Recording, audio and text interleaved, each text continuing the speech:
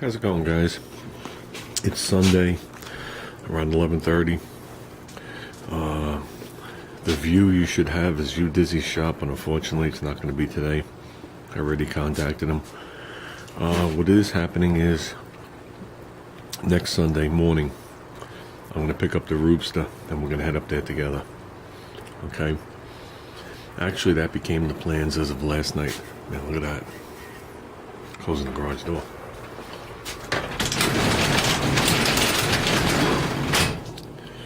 That became the plans as of late last night, and then there's just something I have to deal with here today with little guy, and it just wasn't going to work out. I wasn't going to be able to spend enough time with him to do it. So we all penciled it in for next Sunday morning.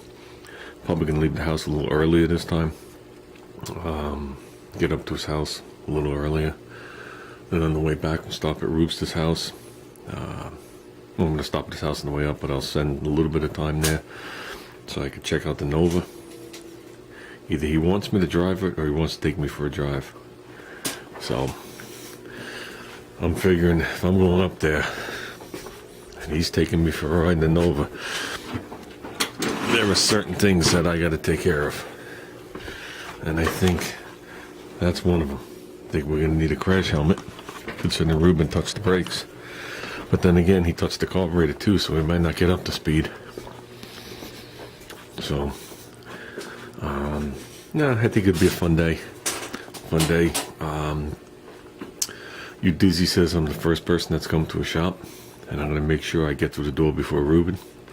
So, Ruben, you're going down. You're not getting through that door first. I want to be the first one there. I'll have my magic marker out. I'll be signing everything like graffiti. No, but that should be a fun day. That should be a fun day. I want to check out the go-kart. Besides the one I'm getting. Go-kart looks very familiar. In this video, I'm going to show you a video of my son's go-kart, and I think you guys are going to realize it was made by the same people. And with that, I'm going to take a walk into the shed. I want to look for a couple of things for him. I know he needs a blower tin. I have blower tins, but I don't have any extra pull cords. That I know. I have just enough pull cords for the engines I have, and that includes using this one for multiple engines. I use this for all the methanol engines. I don't even have a spare one. So, but I have plenty of tins, so we got to pick up more of those. And I want to see if I have something else for you. So with that, I'm going to take a walk out there and see what we got. Oh, and by the way, you did a good job on that carburetor. You definitely did a good job on the carb. I think it's going to work well. And like I said in the video, the reason the screen's missing is a lot of people take off the diaphragm and just blow in there with a blowgun. And it blows the junk off the bottom of the screen, and it takes the screen with it because it can't compensate for the amount of air that's rushing in. Then the screen's just somewhere in that upper well, just laying there. So no big deal. In the lower well, I'm sorry, just laying there. So like I said, it's no big deal. I've seen a lot of them that way. So, okay. Look at you, Dizzy. I got this cover here if you want it.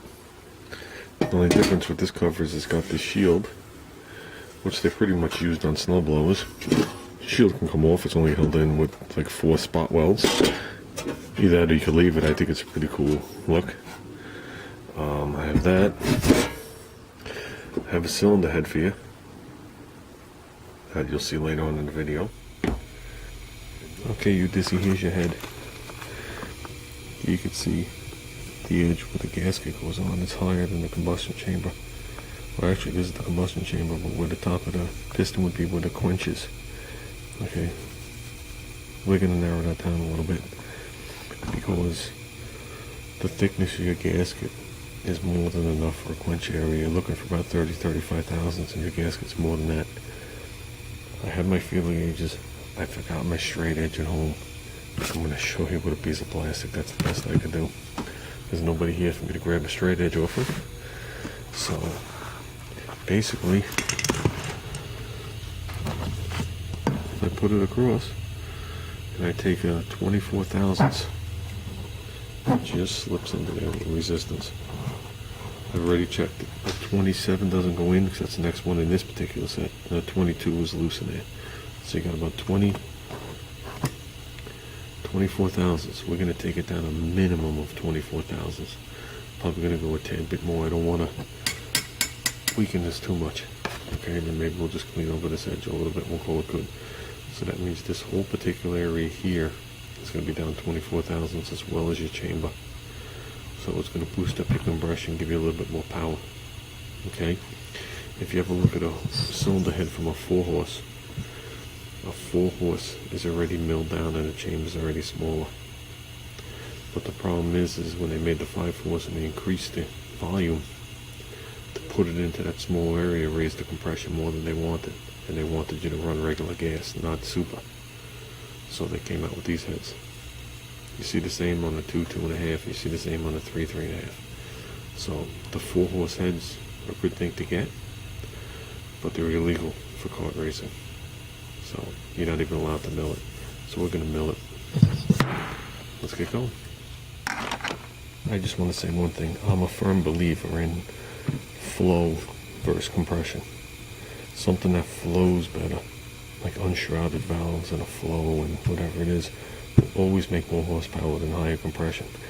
I've seen stuff on the mini bike site saying never to do this and whatever it is. There is a minimum spec for a quench area, and if you make it smaller than that, you will have problems. But if you make it bigger, this just becomes all unburned fuel. So you actually you're killing the power.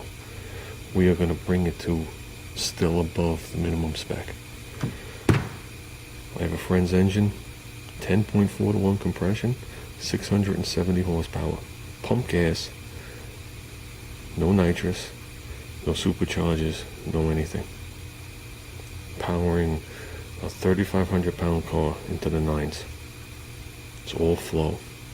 Iron heads, no aluminum high-tech shit. Actually, everything is based on from the 60s. So it's all flow. So, okay. So we're going to bring this thing down. It'll still be in a good flow area. Put a slight bit of round on it. It's rounded, but it'll square off a little when I do it. And you're just going to make more power. One last thing on that engine. It's a street-driven car. It has no trans brake. It's foot brake operated.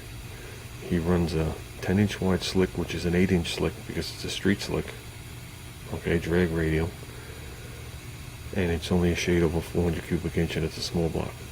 We're not talking those 600 cubic inch big block Chevy. There you go, Dizzy. Okay. And the first thing you always find out is that the area where the exhaust is warped. So it's always pulled up. So I mill every head I do. Not particularly this far, but I mill every head. So now with that, I'm going to give it a basic cleanup. I'm not going to go in here and clean this. If you want to clean that, I'll leave it to you. I just hate hitting these edges. It's just a potential for the the cylinder head gasket to leak. So if you want to do it in advance and then machine it down, that's fine, because then you get a square edge again. But the gasket is pretty narrow in some of these areas, and I'm not getting into it. There you go, you Dizzy. I rounded this all off, rounded off all the edges, so it wouldn't crack or do anything stupid. Maybe a little more pleasing to the eye. Like I said, it has no effect on the head whatsoever. Rounded over that edge. And I signed it, Little Fast Garage, HM Motorsports, the date, and how much we milled off it. That you measure, here to here. And you do it across all of them. Make sure you're staying flat. So, because of the 22 thousandths or 24 thousandths, there was still a pocket here. So we had to go some more. Okie dokie. So, nice. Nice. Now you're going to get this thing moving a little bit.